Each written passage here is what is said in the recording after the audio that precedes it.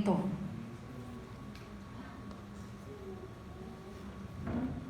ay sumasagisag sa kawalang hangganan ng pag-ibig. Kapag nakikita ninyo ang singsing na ito, ipapaalala sa inyo na ang inyong mga ipinahayag na pangako at wagas na pag-ibig, kunin ninyo ang mga singsing na ito at ipagkaloob sa isa't isa.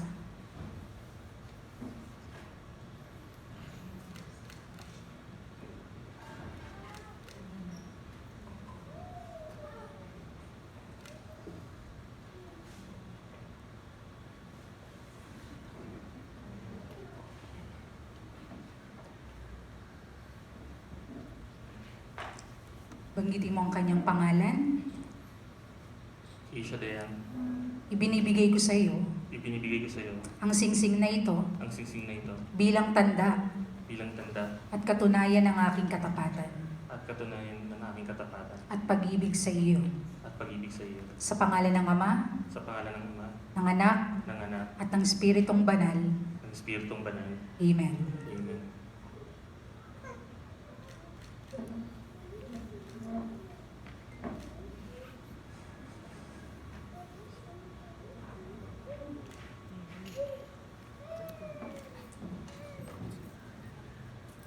Keisha, banggitin mo ang kanyang pangalan. Justin, Ibinibigay ko sa iyo binibigay ko sa iyo ang singsing na ito ang singsing na ito bilang tanda bilang tanda at katunayan at katunayan ng aking katapatan ng aking katapatan at pag-ibig sa iyo. at pag-ibig sa iyo. Sa pangalan ng Ama, Sa pangalan ng Ama, ng Anak, ng Anak, at ng Espiritong Banal. at ng Espiritong Banal. Amen. Amen.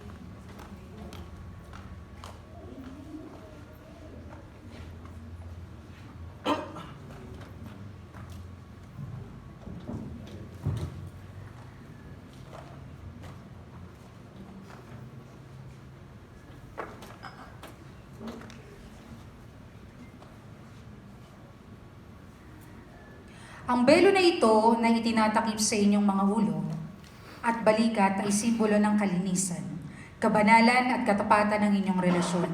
Sinasagisag din ito ng simbolong ito ang inyong pagpapasakop sa kabanalan ng pag-ibig ng Diyos na siya ninyong susundan.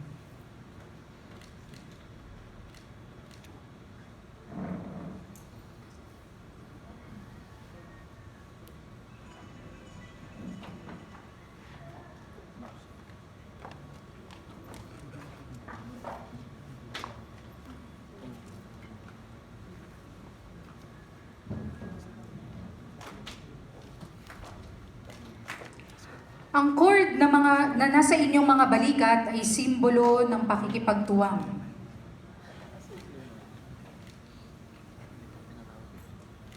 At pagkakapantay-pantay. Tandaan ninyong ang pagsasama ay higit na pinagtitibay kung naroon ang respeto, suporta, pantay na pag-unawa at pagpapasakop sa bawat isa.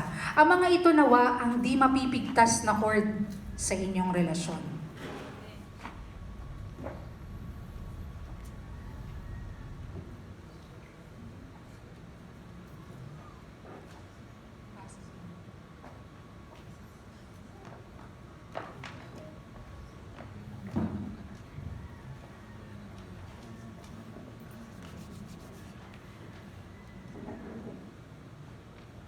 Justin at Keisha, ang mga bariyang ito ay sagisag na material na pagpapala ng Diyos at tanda ng ninyo ang sabi ng Panginoon. Mula sa patak ng inyong pawis, magmumula ang katugunan ng inyong pangangailangan. Sa makatuwid, ang panustos sa inyong mga pangangailangan material ay dapat maging bunga ng matapat, makatwiran at malinis na paraan ng paghahanap buhay na siya ninyong itutustos sa inyong pamilya. Ang labis na pag-ibig sa salapi ang siyang pinaghuhugatan ng kasalanan. Kaya ang inyong pag-ibig sa isa't isa na inyong sinumpaan ang dapat mangibabaw at hindi ang salapi upang maging masaya at matagumpay ang inyong pagsasama. Tanggapin ninyo ang mga aras na ito. Bible there. Bible. Yun nandun na ba?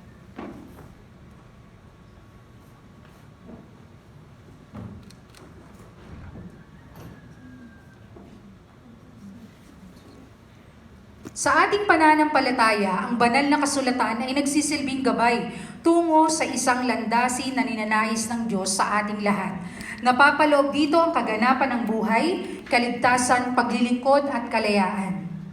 Kaya habang tatahakin ninyo ang panibagong yugto ng inyong buhay bilang mag-asawa, patuloy ninyong saliksikin, pagnilayan at isapamuhay ang mga katuruan na nakapaloob rito. Tanggapin ninyo ang Bibliyang ito.